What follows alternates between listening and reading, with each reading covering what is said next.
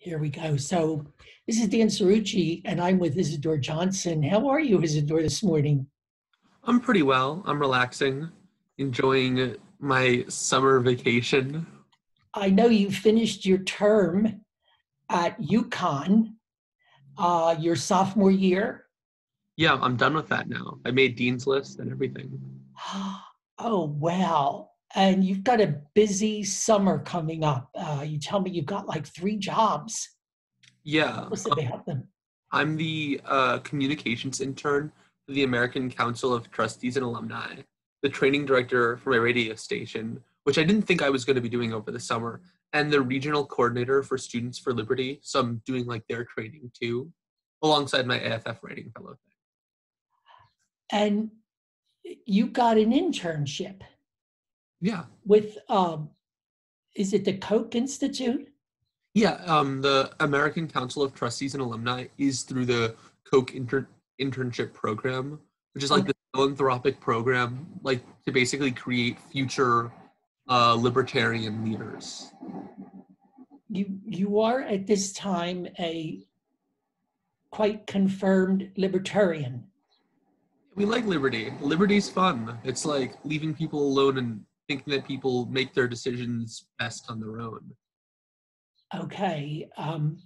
Now, so we're having a conversation. The way I'm billing it right now, Isidore, is um, a 70 something chatting with a 20 something. And you just became a 20 something. And I've been a 70 something for a little while. I'm not going to say how long, No, we but all lie about our ages. we're chatting across generations at a very sobering and critical time in the history of our country. I think we can agree upon that. You and I spoke earlier, and I said, Isidore, we're living through history. I said to you, you are a young person living through history. Soak it up. How do you feel about America right now? It's interesting. I don't really have strong opinions about like what exactly is happening in the sense that like I'm for Black Lives Matter because I think like obviously they do. But I also think like abolishing the police is probably not something that's always a good thing either. So I'm sort of like in the middle of these two things. Um, and I'm generally in the middle of like a lot of things, but I try to just sort of stay out of things that I don't really feel like I have much to add to or things that are loud and instead look for like books to read and do other things. You seem to me, Isidore, by nature, a rather contemplative person. Is that true? You mean full of contempt? No, contemplative. I mean, a thought, thoughtful. When I Oh, say thank you. contemplative, I mean thoughtful. Well, I Did appreciate. I use the word right? I hope I used the word right. I thought it was contemplative, but Oh, contemplative, whatever. Would you describe yourself that way? um, I think I'm a little bit of a head ass. I make stupid decisions quite a fair bit. I don't know. I think something that I wish people had more of was I wish people were more systems level instead of like object level, in the sense that like a lot of times issues that come up are completely predictable, and when you try and solve a bunch of different issues by just like mandating that these issues are going to be done a certain way, you oftentimes like contradict yourself. And I think understanding like a broader like system style approach would be better at governing for anyone. So, so you think we should look at the broad systems that might be the factor in what's happening at a given time? Yeah. I mean, like a lot of things that we're frustrated about might have to do with like systems. So, one example is family leave or something. Like one reason why women might make less than men is because they get family leave and men don't. As a result, men are more likely to focus on their career. Is it something that's good or bad? I don't really know, but it's something that might explain like a disparity. Like if we're trying to do like social goals, sometimes our incentives can misalign our other incentives. Okay, so that is sort of a biological thing, that women are having children, and so they have to leave the workforce for periods of time to have the child, to raise the child, however long they decide to stay away while they're raising the child, and so forth and so forth. Now, our systems, our organizations have adjusted to that. There have been changes made to accommodate women, but there's still going to be some disparity. Yeah, I'm thinking there might be, but I'm saying like also like the other thing that like takes place is that there's like different amounts of time taken off. Like if women automatically get like 6 weeks for giving a kid or for and like men don't get any time, like it's pretty obvious which parent is going to be at home. And I'm saying like this is just like how we design things. Like maybe it would be better, and I'm not necessarily sure this is right. I'm just saying like if we really wanted women to have like greater purchasing power, maybe we'd have something where it's like equal paid leave or something. I mean, I don't really. Yeah, I think a lot of organizations and companies are moving toward that, where they grant paternal leave too now. Okay, let me ask you this: you're going to be writing this summer Yeah. with this internship. What kind of things you think you're going to be writing about, is it, or? So I have a couple different things that I think I'm going to be doing. One thing, I'm sort of going to be helping run the Twitter of the organization that I'm a part of, which is exciting. So I'm going to be helping like draft tweets and stuff. Two, I'm going to be looking at ad campaigns and helping turn reports and reporter stuff into material for my organization. Three, I'm going to be transcribing like essays that are from like Real Clear Public Affairs over to the ACTA website. Four, I'm going to be writing for their blog a little bit about matters related to their specific field of interest. You told me you're hoping you'll be able to do more long form writing. Yeah, I'm trying to get better at it because I feel like I'm getting better at editorials in like the 500 to 750 word range, but I haven't really gone beyond that on a regular basis. And I don't know, I find it really easy to like write out something short, but like as the pages increase, like logarithmically, my like ability to write goes down. Do you think you don't have that concentration level, or what is it? I mean, like, I think part of it's concentration. The other part of it is it's easy to be like really tightly organized with like a 1 to 3 page thing. When you like move a lot further, you have to put a lot more conscious effort into how you're going to organize in advance instead of just like writing it. Yeah. Um, you spend a lot of time on social media, or you get a lot of your information like we're doing right now in front of a screen. Uh, People have said that this has greatly reduced the ability to concentrate, especially in young people, because they haven't come up spending time with, sustained silent reading, for example. Um, do you ascribe to that theory that, like, let's say that your ability, your attention level is less than mine? And if that is so, is it because, well, of course, mine may be getting shorter because I'm losing my mind, I'm losing my mental capacity, but be that as it may, that the reason that is so is because you came up in the digital cyber age and I was reading books. How do you feel about that? Your I mean, I attention think it's level. definitely a possibility. Um, I thought you were talking specifically in terms of this pandemic, because I thought that might have a different trend.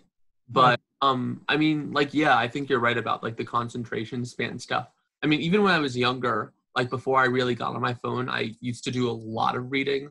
Like I'd be up till like 2 in the morning, like when I was like 8, reading like the Bartimaeus trilogy. I still read a lot. But I mean, like, I think the phone is distracting, and I think like having it incorporated into more aspects of things makes it harder to focus. So what you find with your contemporaries, the phone and the messaging is constantly there. It, it's there more than I'd like it to be. I'm not sure it's constant, but there's definitely like a large bit of it. Like for example, I went to Israel this last winter, and other people were on their phone a decent bit. I didn't even bring my like data chip and all. I couldn't really use it my phone at all. It was basically like a brick for a week, and that was totally good, totally fine, and it was decent, and it was really fun. And when I was like a camp counselor the summer before, I mean, like it's nice having like a 2 or 3 month release from like your phone. Right. What was your favorite part of your trip to Israel?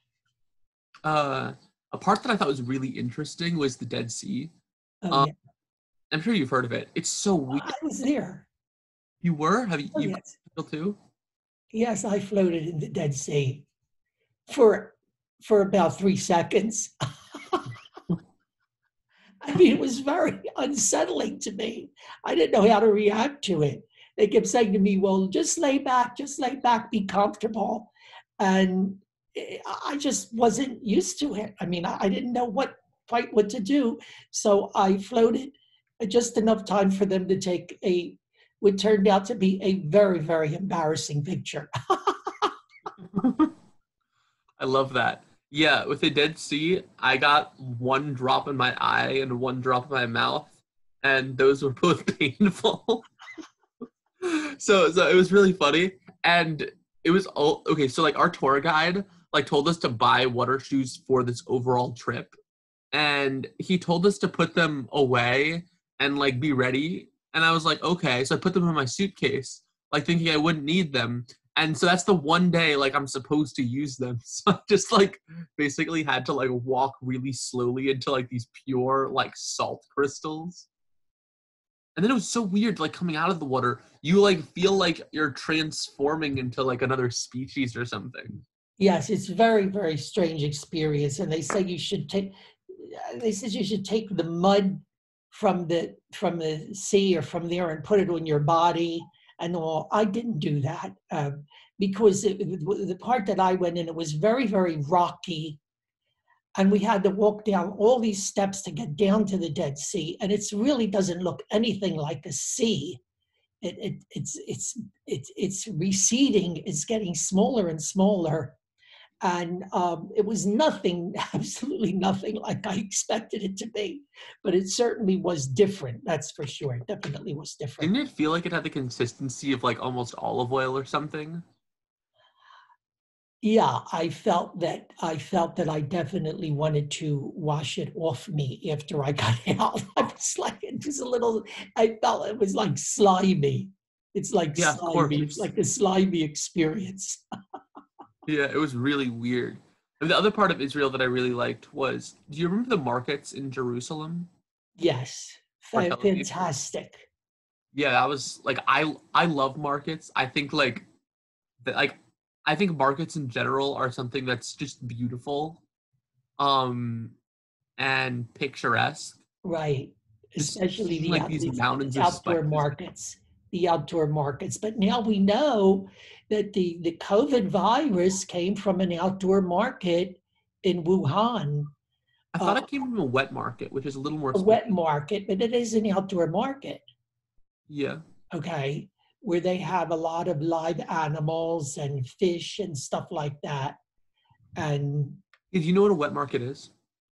I don't know, no, not Yeah, exactly. What so is a it? wet market is basically when they slaughter the animal in front of you, Oh my God. people eat the animal raw. Like it's it's something that like has been responsible for I believe Ebola and AIDS too.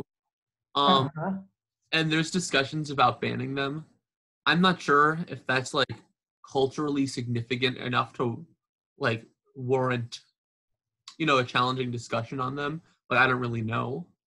But I um didn't know that's what a wet market meant, that they actually slaughtered the animals in front of you. yeah, Uh, it's wild. I don't think we'll spend too much time on that, Isidore. Okay, that's I fine. I don't don't think really we want really to talk want to about. dwell. I don't think we really want to dwell on that image right Yeah, now. it's kind of gross. I hear you. So how do you how do you think this is all? Let me talk to you about the whole issue of racism, which I mean, I've been living with this my entire life. As I explained to you, I marched in the civil rights movement in the 1960s. I marched in Dr. King's Poor People's Campaign in Washington. Look, that was a long, long time ago. And here we are, we seem to be back. We, sometimes you would seem to believe we've made no progress. So what is this all about, Isidore? Well, that's a really tough question. I mean, like, I don't really know. I feel like I could obviously say like this is my perspective, but first of all, I'm not black, so I wouldn't really understand if like somebody has different experiences. I mean, I've had some of my friends tell me how they're followed around in stores. Now that's something that's really uncomfortable and a stereotype that hasn't changed. Um, and how that's unfortunate. But I have at the same time other people who are like calling for like a revolutionary end to the police.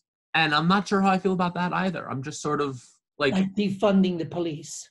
like I mean like I definitely think there are problems with police brutality. Like have you heard about Breonna Taylor, for instance? Yes. Like things that are just insane. Um I mean like I personally think like a lot of the major insane things can be done by taking away some of the ridiculous powers of the police and ending the war on drugs, which is something I've generally believed for a while. Um and uh yeah, I guess that's the main thing. Um, and I mean, like, I think it's also obvious that like black people are disadvantaged as a result of like 100 years of like basically apartheid after like 200 years of slavery, and it's gonna take time for things to I guess heal. I'm not sure how much of like appeals to like tribalism actually help things out though. Okay. Tribalism, I think, is something um, that's increased dramatically with the rise of the internet and so forth. I mean, what is Facebook other than groups of different tribes? Okay, that's what we have. We have all these tribes and all these groups and all these segments. You and I talked about this before, and I said this is something that the great communications philosopher Marshall McLuhan predicted in the 1960s, that this is what would happen, that we would become that there would be a deconstruction of the media, and it would become nothing more than these groups and tribes, uh, what he called global villages, these different villages, sort of warring against each other. How do you feel about reparations? That's always a tough question. Like I don't know how much this would actually do to improve like race relations in this country, which is something I'm thinking about. I mean, I also think that like the sort of legacy of things like redlining and stuff have pretty constant and I guess challenging effects and pernicious effects, and it's tough. Like I don't know.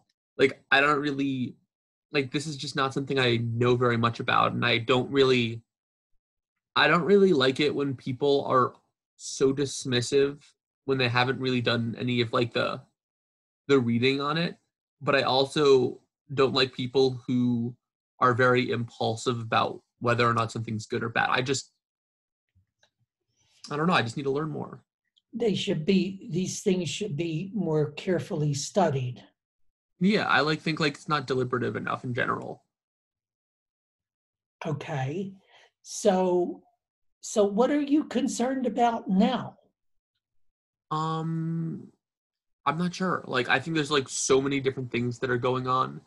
And I also think that like this coronavirus thing in conjunction with several, I guess, racial incidents like immediately following this, some of which seem like a lynching, are predictably causing an uproar. And I think like we're just going through a little bit of a hard time. And I think we're in this liminal space between coronavirus and what life will look like beyond, that we're all feeling sort of anxious and confused and a little bit scared. And that can often lead to like boiling over a little bit. So the coronavirus, the people being in this sort of suspended state for, I don't know, what was it, 3 months? It's 3 months. It's coming up here in New Jersey. It's coming up when 12 weeks. Our governor is almost like our governor has had a stranglehold on us. He's going to release us partially next Monday on June the 15th. That would make it almost exactly 3 months, March to April, April to May, May to June. And people have been home. Their normal lives have been completely disrupted. In many cases, they haven't been working. Many cases, they've been out of a job. They're bored, they're anxious, they're worried. They haven't been able to pay their bill. I sort of think this contributed to the tension and the anxiety, and made what happened that much worse, and contributed.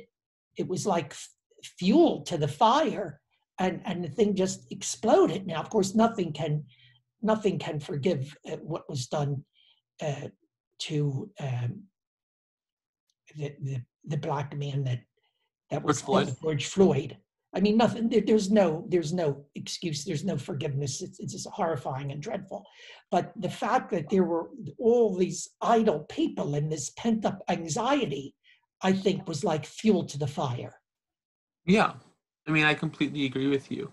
Something I want to like go back to the George Floyd thing for a minute. Yes. Like, something I recently learned is that with public lynchings, like in the past, the hangman's noose, like when they used to hang people in the past, it used to be from the side, so it would be like an instant death.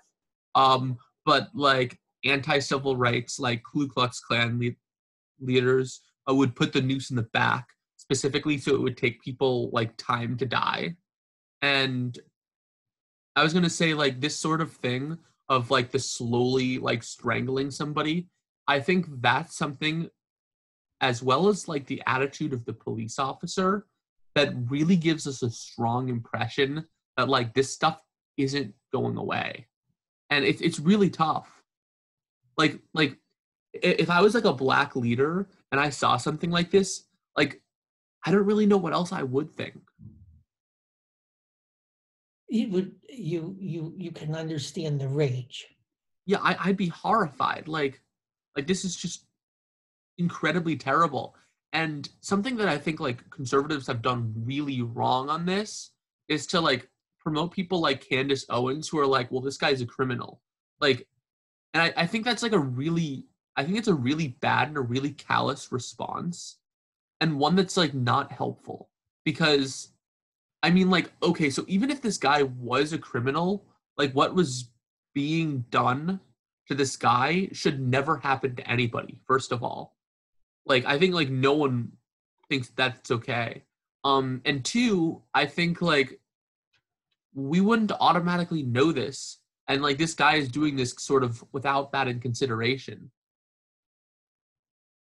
So I'm left very, I guess, like discomforted by the knowledge that like a police officer was able to do this, and how like the norm is that police officers normally get away with this sort of thing. And to do this and knowing that it was being recorded. I mean, knowing that it was being videoed, and having no apparent concern about that. Well, I think that's sort of like this entitlement that cops feel.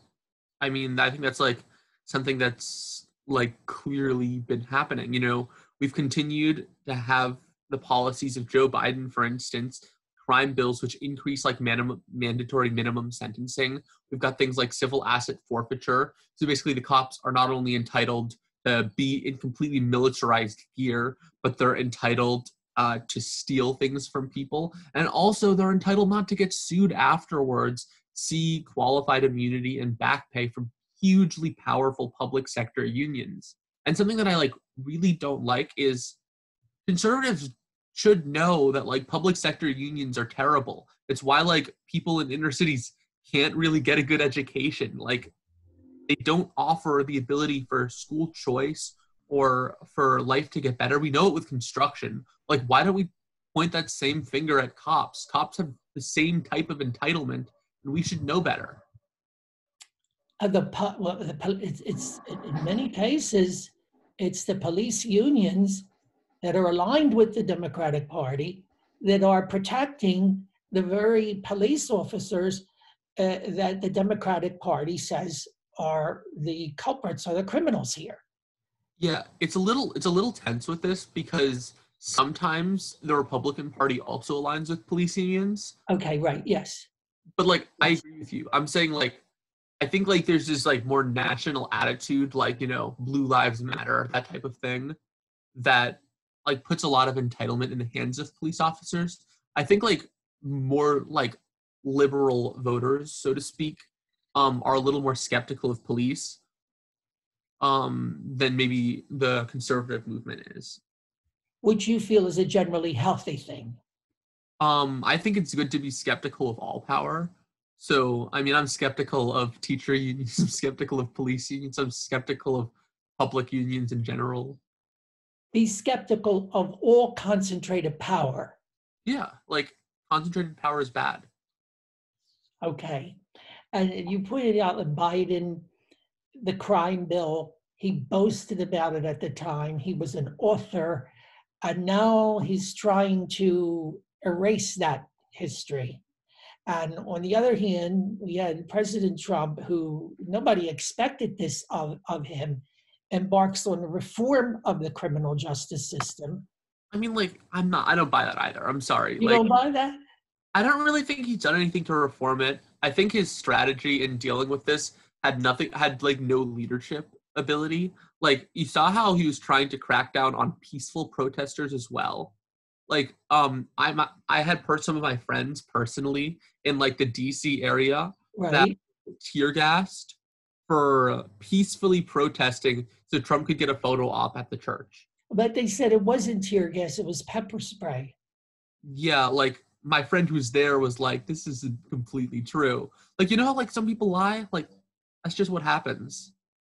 Like, I'm gonna believe my friends more than I'm gonna believe like a random Twitter handle. So you feel this was done, that what happened there was done for the purposes of a photo op for the president?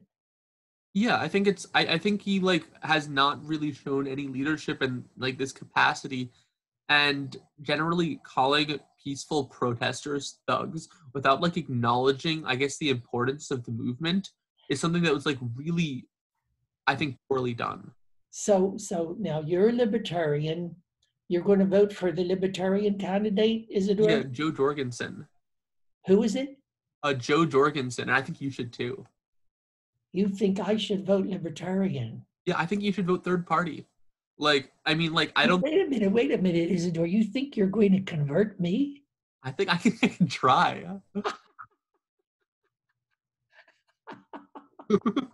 Well, you could tempt me, Isidore. I got to tell you, you're a charming young man. But who is this guy you're voting for? Yeah, so Jo Jorgensen is a therapist who teaches at Clemson University, who previously ran for vice president, like, I think like 20 years ago. She's like an articulate, like, older white lady who, I don't really think it's too important. It's a big woman or a man? What? It's a woman. Okay, I'm sorry. No, it's totally fine. You said Joe. It is Jo Jorgensen. Oh, so it's J-O. Yeah. Okay, I'm sorry. And like Joanne, I think. I'm not sure. Jo Jorgensen. Okay, go ahead. She's like really calm and I guess, respectful to everyone, so from what I've seen, which I think is just like generally like a good thing to have. Also, I just don't like how either of the parties are dealing with like the police brutality issue, with like Joe Biden being like shoot them in the leg, which is like, nothing wonderful. Like and like I think Trump called, We could just shoot him in the leg. yeah, like it's just like it's not good. I think like on gun rights, I think Joe Jorgensen is better than the Republican Party. I think Joe Jorgensen is better on uh addressing how we should go about taxes, i.e. flat taxes sort of thing, in terms of not regulating social media. Like all these things that are like really important, like she sort of has the right stances on. She's also generally for like drug legalization, um, and giving people more choices. Which is something we would expect from a libertarian, to give people more personal choices and to quote unquote liberate them. Okay, I'm going to try to bring this to a close, but I heard on TV. I was watching Fox News. Isadora, do you watch Fox News? I don't watch TV. You don't watch TV at all, Not at but all. generally. No, like not at all. I don't have cable. Never have. Okay. All right. So Shelby Steele was on there. Are you familiar with Shelby Steele? I don't think so. He's a Black sociologist, and he's a pretty older man. He's been around for quite a while. And they asked him, just like I asked you, how is all this going to end? I mean, we're Black people going to find equality, whatever. And he said, if I can encapsulate it, because he gave a very, very thoughtful answer and they kept him on for quite a long time. He said they're going to have to lift themselves out of it. They're going to have to solve their own problems. The government is not going to be able to solve their problems for them. No party or political movement is going to be able to solve their problems. In the end, they have to lift themselves. They have to liberate themselves through their own actions, through their own sense of personal responsibility. They have to lift themselves up through moving up economically, having stronger families, bringing back a nuclear family into their midst, getting rid of the problem of fatherless Black children, and on and on and on. Basically, he said to other Black people, it's on you, do it. In other words, you have the wherewithal to do it, do it. Have you heard of like Reverend Al Sharpton? I'm not a fan of the guy. Yes, I know, I've heard of him. Who hasn't heard of him? Yeah. I mean, I think he's right that like we sort of do have our foots on Black people's necks too, and it's really terrible. Like, did you know that like 1 in 4 young Black men have a criminal record, and like a large part of that is because of things like the war on drugs and over policing. Like we have to be real to the fact that like we have things like too much licensing and stuff to be able to get jobs that really like hold the Black community back. And I mean, we could totally talk about like helping people like move up on their own, but in order to do that, we sort of need to get things off of them first. Like in the construction trades, where they've had a hard time breaking in because there's with the unions. Like I mean, like there's like unions are bad, like public sector ones. And in various other trades where you point out with licensing, where they may not be up to snuff, and we have here in New Jersey, we're one of the most over-regulated states in the union, and we had a controversy here with Black, in other words, Black hairdressers, where they cornrow and braid people. And like some people were doing that out of their home, And the state said, you need a license for that. And that's crazy, right? It's And they're terrible. like, this is part of our heritage. What are you talking about? You know, Right? Like that's the sort of thing like that like helps really push Black people down, and it pushes people down in general too. And like we should just like stop doing that. Like I also think like it would be cool if like we stopped having our foot on the neck of parochial schools that really strive to give like disadvantaged people like much better education than the public sector provides. Catholic schools, yes, have played a very, very important role in lifting people up. People of all races, colors, even the people of all religions, they accept students, it doesn't matter the religion, okay, in the Catholic schools. Absolutely. And, I'm sure you're in favor of school choice and vouchers and all that, being a Yeah. libertarian. I mean, like, yeah, I'm like, I guess the thing that I care most about is like giving people the options so that they can succeed. Knowing full well that not everyone will succeed because most people don't want to take those options and do things with them. But it's like we're not gonna like force people to be great, but we can give people the options that'll allow them to become great. Give them the option. Absolutely. Isidore, this has been a great conversation. And let me just say this in the climate that we're in now, okay? Isn't it nice that you and I, of Americans, of separated by several generations, not really agreeing on everything. I'm sure we have pretty serious areas of disagreement. Could have a conversation like this. Yeah, I think it's important. I don't think people talk enough about things. I think part of that is political correctness, which I think has a negative effect on everyone involved. But we'll see. I think we're sort of kind of reaching like a turning point, I guess you could say, where people are sort of like, yeah, we're just gonna say what we want because if everyone's racist and everything is racist, I just want to like explain myself.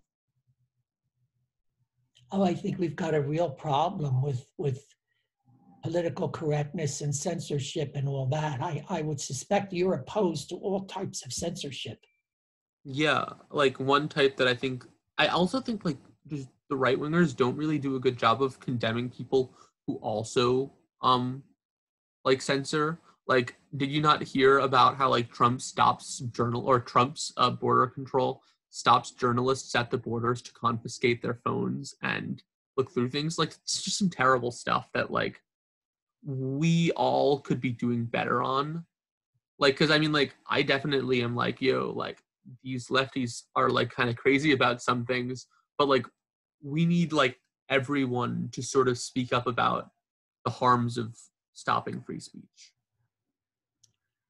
I I certainly am opposed to hate speech and any kind of thing like that. But I worry tremendously about imposing speech codes and insisting that we only use certain words. But we can leave that conversation for another time, Isidore. I know you're a very busy young man. You've got a big you've got a big plate in front of you, and we're going to say goodbye for now. All right. Yeah. Well, goodbye, Dan. It was wonderful chatting with you. It's always great chatting with you, and I look forward to our next session, Isidore, and I look Yeah. forward to exciting things happening with you through the summer. Yeah, I'll make sure to keep you in the loop. Great. Take care. Hey, goodbye. Bye.